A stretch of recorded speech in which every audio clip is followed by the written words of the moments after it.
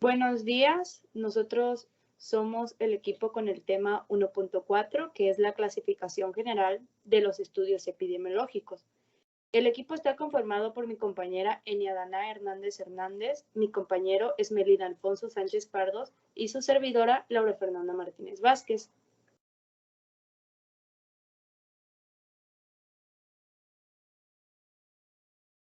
Los estudios epidemiológicos clásicamente se dividen en lo que son experimentales y no experimentales.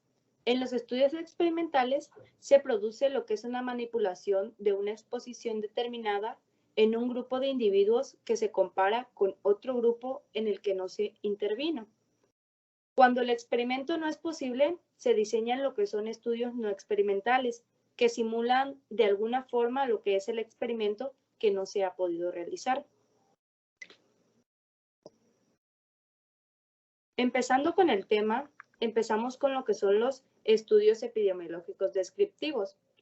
Los estudios epidemiológicos descriptivos, estos pues están orientados hacia lo que es la descripción de lo que es un evento de salud, cuya finalidad es estimar lo que es la frecuencia relacionado con lo que es la incidencia o prevalencia, que presentan lo que es el evento. Esto pues en virtud de lo que son las características o atributos de la persona, lugar y tiempo. Esto también describe lo que es el comportamiento de lo que es un evento de salud y su tendencia. Esto igual ayuda a generar lo que son nuevas hipótesis etiológicas.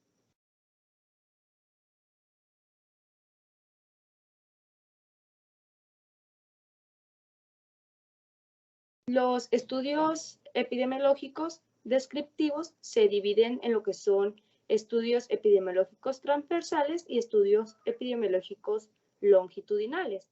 Los estudios transversales, pues también se les conoce como estudios de corte o estudios de prevalencia. Por esta medida de frecuencia, por excelencia de este tipo de lo que es la investigación. Estos estudios transversales tienen lo que son algunas ventajas y desventajas. Algunas de sus ventajas son que los estudios transversales tienen lo que son, a menudo, pues estos se realizan con lo que son muestras representativas de lo que es la población general, de lo que permite realizar lo que son las generalizaciones con mayor validez. Y otra ventaja sería que se llevan a cabo en cortos intervalos de tiempo. Ello pues implica lo que es un menor costo. Las desventajas de estos estudios transversales serían que tienen a veces dificultades para diferenciar entre causa y efecto, o sea, lo que es una falta de secuencia temporal. Esto pues lo que desaparece al estudiar lo que son atributos, como los factores de riesgos invariables. Ejemplo podría ser el sexo, la raza y el grupo sanguíneo. Y también pues estos otras limitaciones que tienen es que solo estudian lo que son los casos prevalentes, lo cual está influenciado por lo que es la supervivencia. De ahí tenemos lo que son los estudios longitudinales. Bueno, un estudio longitudinal pues puede definirse como lo que es la revisión de uno o más eventos epidemiológicos. Esto pues durante lo que es un intervalo de tiempo suficientemente largo. Esto en virtud de las características del evento. Así, una enfermedad infecciosa puede ser estudiada en lo que es un tiempo relativamente corto, mientras que una enfermedad crónica degenerativa ha de necesitar lo que es un periodo un poco más prolongado para su estudio.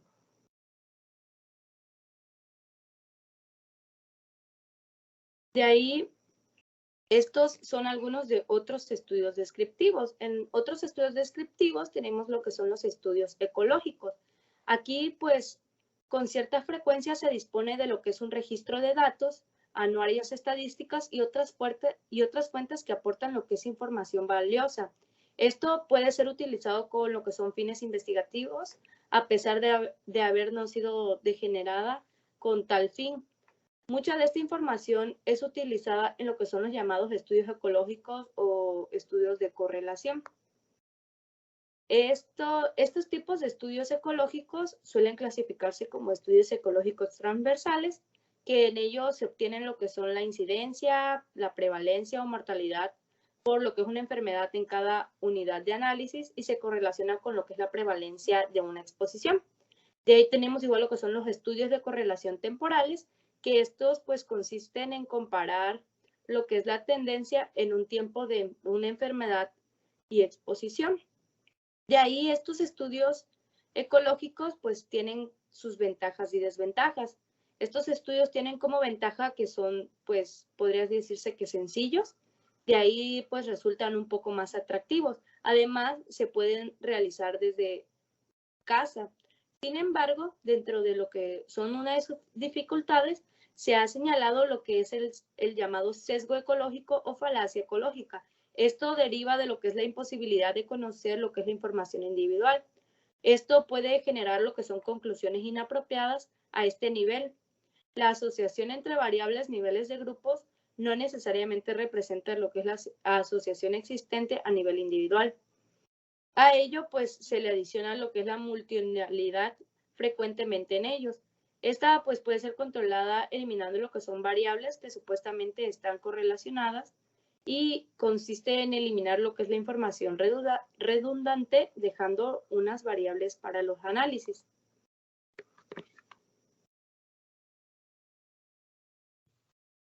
Estudios analíticos.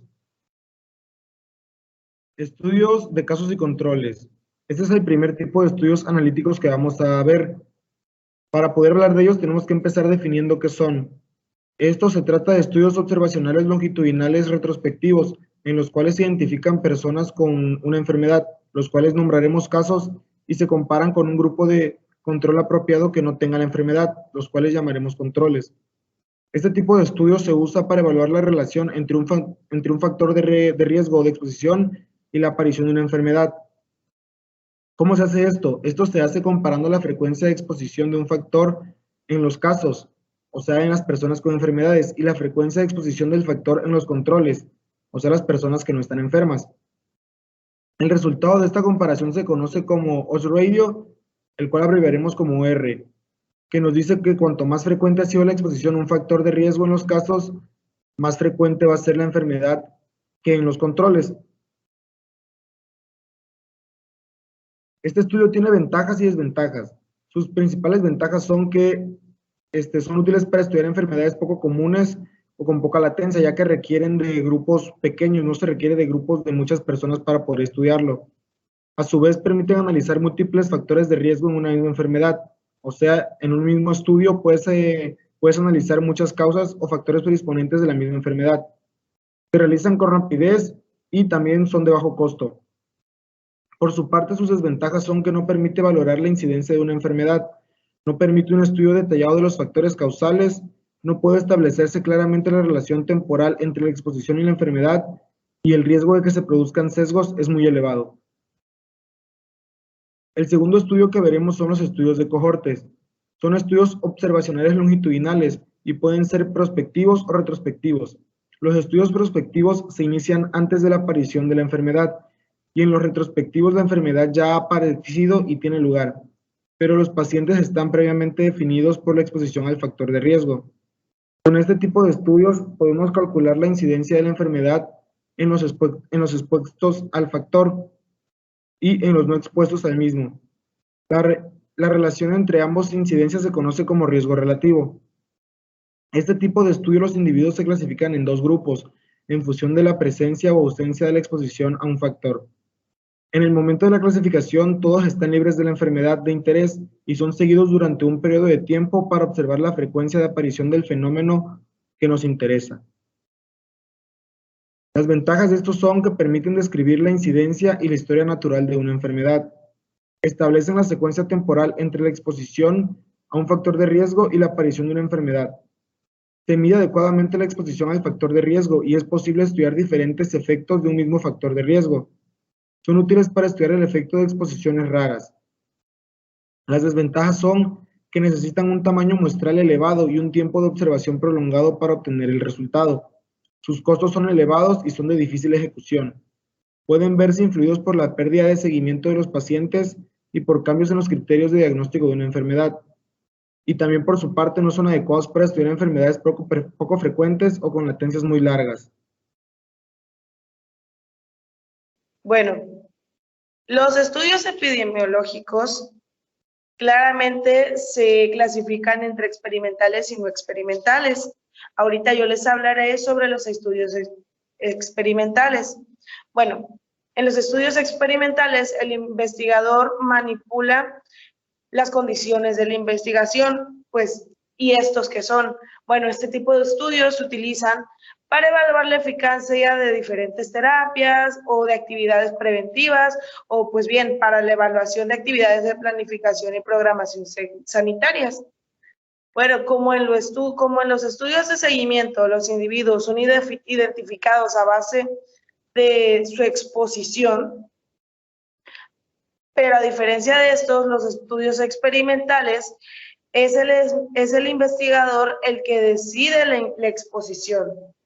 Así que el gran control que se tiene sobre el diseño facilita la interpretación de las asociaciones como causales. Y para el método clínico es de gran interés poder realizar inferencias causales en medio de la incertidumbre que rodea la práctica clínica, ya sean actividades de prevención, de diagnóstico o terapéuticas. Bueno, estos estudios experimentales se clasifican en experimentales y preventivos. Bueno, los experimentales, o bien conocidos como terapéuticos o prevención secundaria, se realizan con pacientes con una enfermedad determinada y determinan la capacidad de un agente o un procedimiento para disminuir síntomas. ¿Esto para qué se hace? Pues se hace para prevenir la recurrencia o para reducir el riesgo de muerte por dichas enfermedades. De la otra forma en la que se clasifican es en preventivos o bien de prevención primaria. Pues estos evalúan si un agente o pues un procedimiento reduce el riesgo de desarrollar una enfermedad. Por ello, los estudios experimentales preventivos se realizan entre individuos, o sea, los explicados la vez pasada se realizan en individuos sanos que están a riesgo de desarrollar esta enfermedad. Y esta intervención puede ser tanto individualmente o pues comunitariamente en una población determinada. Después, entre estas dos clasificaciones vemos otros dos subtemas, que son los ensayos de campo y los ensayos clínicos. Empezaremos con los ensayos de campo. Bueno, los ensayos clínicos. Bueno, ¿qué es esto? Este tipo de ensayo es el estudio experimental más frecuente que vamos a encontrar.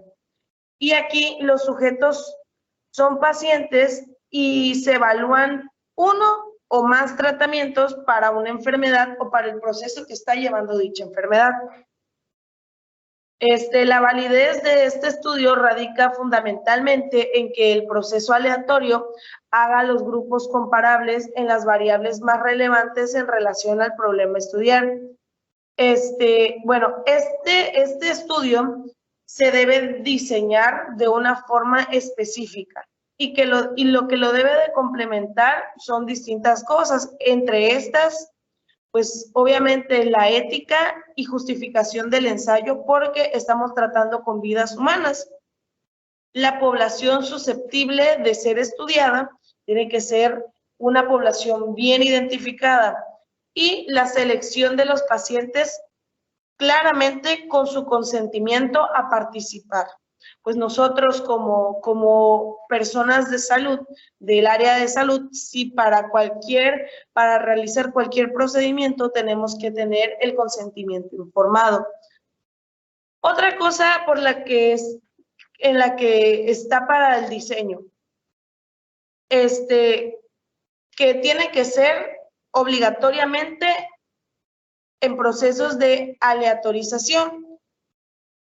Y pues como algo de relleno, puede ser que la medición como último se tiene a la medición de variable final.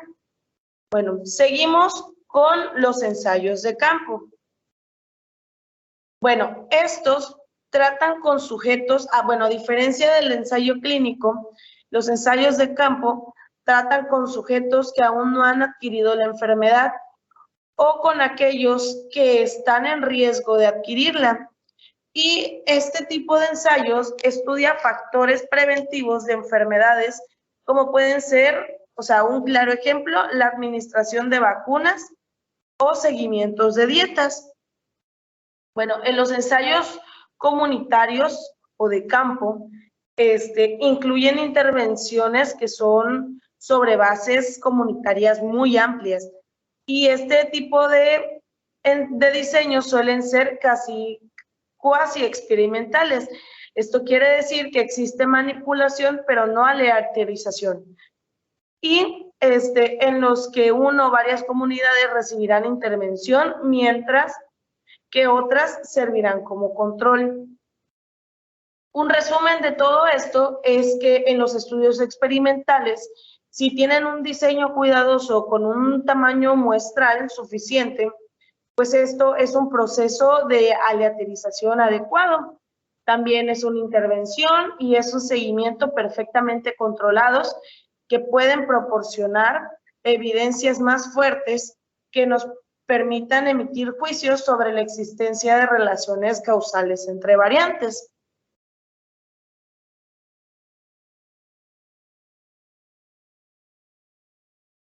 Siguiente.